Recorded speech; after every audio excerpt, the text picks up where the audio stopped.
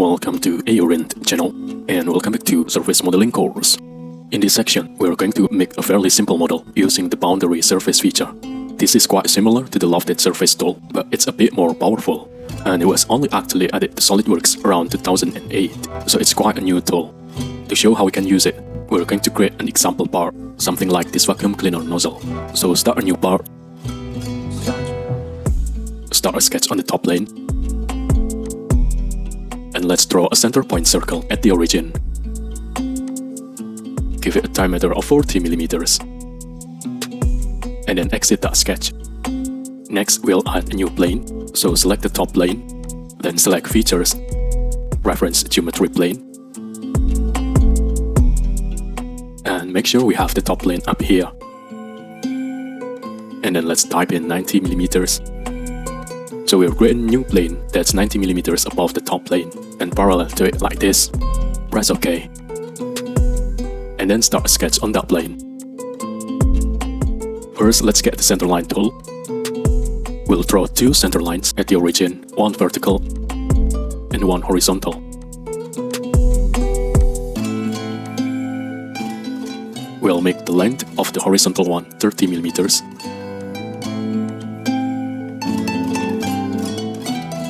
And then we'll get the circle tool, and we'll draw a center point circle at the left hand end of the horizontal line. Let's make that 10 mm diameter. And then select that circle by clicking on it. And then just choose for construction here. So that should turn the solid line of the circle into a dashed line like this. We then also want another identical circle on the right hand side, so let's select that circle. Hold down Ctrl and select the vertical center line. Then choose Mirror Entities, and this will copy that circle over to the other side. If our mirror doesn't work for any reason, just choose Mirror Entities without selecting anything, and then choose the circle in the Entities to Mirror, and choose the vertical center line in the Mirror About box, and then press OK. And that will add the circle to the right hand side. So we should have two circles 60 mm apart, and everything in the sketch should be for construction. So all of the lines should be dotted like this. We'll then get the arc tool. We'll get a 3-point arc, and we'll start an arc on the left hand side, somewhere on the circle on the left. But it needs to be to the left of the center point of the circle. So it shouldn't be at the top point, it should be somewhere to the left like this. And then we'll go over to the right, and we'll finish it on the right hand circle, somewhere to the right of the center point. Then let's set the size going upwards, something like this. We can now add some relations and dimensions. So firstly, let's select the arc. Let's hold down Ctrl and also select that left hand circle, and then release Ctrl and make those tangent. Do the same thing on the right hand side. So select the arc, also select the circle, and make those tangent. Then let's get the Smart Dimension tool. Start at the origin, and we want to dimension to the arc, so we'll have to hold down Shift to dimension to the curve. And let's set that as 7.5 mm. And it should fully define our sketch. It should look something like this. We then also want a similar arc on the bottom. So let's select the arc, hold down Ctrl, also select the horizontal center line, and then press Mirror Entities. And that should mirror it to the bottom like that. We can then disclose this profile using more arcs. So let's go to the arc tool. This time we'll choose a tangent arc. Then let's disclose the cap on the left hand side, starting at the bottom arc, going around to the top arc. And then the same thing on the right hand side. If we find that when we draw our arc goes in the wrong direction like this, just try and move our mouse over to the right. If we still find we can't get it, just press Escape to close the tool. And then try again. Make sure when we first start the arc, we go over to the right hand side. And when we're finished, we should have this fully closed profile that shows a stretched out oval shape. And we can then exit that sketch. So the large circle at the bottom is the part that fits onto the tube that goes to the vacuum cleaner. And then the stretched out oval part is the part that actually collects the dust. Next up, we need to define the shape a bit more by drawing some guide curves. So let's start a sketch on the front plane. I'm going to go normal too. And we want to draw something like this. First get the line tool and draw a vertical line somewhere out to the left like this. Then get the arc tool and a 3-point arc, and draw an arc from the top of that vertical line. That looks something like this. And then draw another 3-point arc from the top of that first arc. Looks something like this. It doesn't have to be exactly the same, because we can now add some relations and dimensions. So firstly, let's select the vertical line and also the first arc. Let's make those tangent. And let's select both of the arcs and make those tangent. We might just have to drag around some of the points as we do this, because it might move our entities around.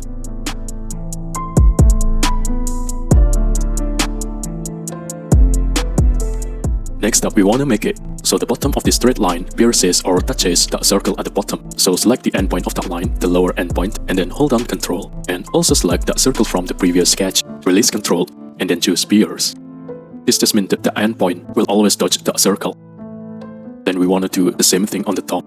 So select the endpoint of the top arc, then also select the left hand arc of that top profile, and then release Ctrl, and then press pierce. And then it should look sort of like this, and we can add some final dimension. So get the Smart Dimension tool. Let's make the height of this bottom vertical line 15mm. Let's make this point where the two arcs join 50mm from the bottom. And then for the horizontal position where the two arcs join, let's make that 7mm to the left of that vertical line, so that fully define our sketch. If ours is still blue, if it's not fully defined, just make sure we've got all of those tangencies. So the two arcs should be tangent to each other, and the lower arc should also be tangent to the vertical line. And then the top of the upper arc should pierce the upper profile. Then the bottom of the vertical line should also pierce the lower profile. Now before we exit, we are going to add a center line at the middle, because we also need this guide curve on the right hand side. So get a center line tool. Draw a center line vertically up from the origin. And then we can press Ctrl A to select everything in our sketch and go to Mirror Entities. And this will automatically mirror that line on the left over to the right, because we've only got one center line in the sketch that will automatically be used as the mirror about point. And when our sketch looks like this, we can exit that sketch. We now have some guide curves on the left and right hand side. We also want some in the middle. Let's start a new sketch on the right plane. We'll go normal too. We'll draw sort of a similar shape. So first we'll get the line tool, we'll draw a vertical line up from the bottom.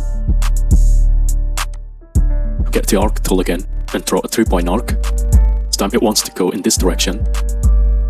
Then we'll draw another 3-point arc from the top of the arc, something like this. And then we'll get the line tool again. We'll draw a small vertical line upwards at the top like this. We'll start to add some relations again. Let's select this lower vertical line and the curve and make those tangent. And we might find that we just need to re-drag around our lines like this, so they're in the correct position. Let's also make those two arcs tangent where they join. And then let's make the upper arc and the upper vertical line tangent as well. And we'll add the pierce relations again. So choose this lower point of the line. Then also select the circle at the bottom and press pierce. And then choose the top of this line at the top, and also select the outside of the profile at the top and press pierce. This should end up with something like this, so we can then use the Smart Dimension. Add some heights. So this lower vertical line is 15 high, this upper vertical line is 5. And then the point where the two arcs join is 50mm from the origin. And again, that should fully define the sketch, because of the combination of relations and dimension. And again, let's mirror this over to the other side. So let's get a center line. Draw a center line vertically up from the origin. And then press Ctrl A to select everything in our sketch. And press Mirror Entities. So we should have the same profile but opposite on the right hand side. And then we can exit that sketch. And now if we look in 3D, you can sort of see a wireframe view of the part that we're going to make. We can now use the Boundary Surface tool with all of these profiles to make the part that we want. So let's go to the Surfaces tab, choose Boundary Surface. Here on the left we've got two selection boxes, sort of like the Lofted Surface tool. So with the Lofted Surface, we've got the profiles to select at the top, and then underneath we'd have the guide curves to select. It's quite similar with the Boundary Surface tool, but instead of profile and guide curve, we've just got direction 1 and direction 2. This just gives us a bit more control over the shape, because we can individually set all of the different parameters for each of the directions. So let's have a look at this. Let's click in the direction 1 box. And first we'll choose the two profiles. So we'll choose the circle at the bottom, and then roughly the same area from the overall shape at the top. And we should get a preview something like this. It doesn't matter too much at this stage if it looks a little bit twisted, because we'll add direction 2 in a moment. So we can then click in the direction 2 box. First up, let's select one of these lines here on the left. And when we click on it, we should get a little selection box pop up. We want to choose this option. Select Open Loop. This just means that we'll select all of that loop on the left. We won't select anything else in the sketch. So in this way we can have multiple guide curves in the same sketch. So select that one on the left, press Select Open Loop, and just press OK. We'll see that the preview now matches the shape of that guide curve. We'll then do the same thing on the right, so select that line on the right. From the pop-up, let's choose Select Open Loop and press OK. And now the right hand side of the preview also matches the guide curves. Then let's do the exact same with this one. Select the line and choose Open Loop and press OK. And then finally we'll do the same with the fourth one. Select it, press Select Open Loop, and then press OK. And we should now see that the preview exactly follows those guides. So the great thing about the Boundary Surface tool is that we can now individually control all of these points using the drop-down menus, so we can adjust the tangency options anywhere in the surface. We just have a bit more control than the lofted surface. The Boundary Surface tool can be really useful for creating patches if we are having problems with the filled surface. So we can use Direction 1 to select the two edges of the patch, and then we can use Direction 2 for the other edges. It's also useful for creating partial patches, so if we've got an area where the hole isn't fully enclosed, we can use a boundary surface. So for now we'll just press OK to make that surface. And now we have our basic nozzle shape. That's the introduction to the Boundary Surface tool. In this video first we sketch some profiles and some guide curves, and then we use these to make the surface. The boundary surface is quite similar to the lofted surface in many ways, but instead of profiles and guide curves, we just have Direction 1 and Direction 2. And this makes the tool a bit more powerful, because we can control all of the individual points separately. In the next video, we'll add more to this model by trimming away the top, and we'll have a look at the combined offset and copy surface tool.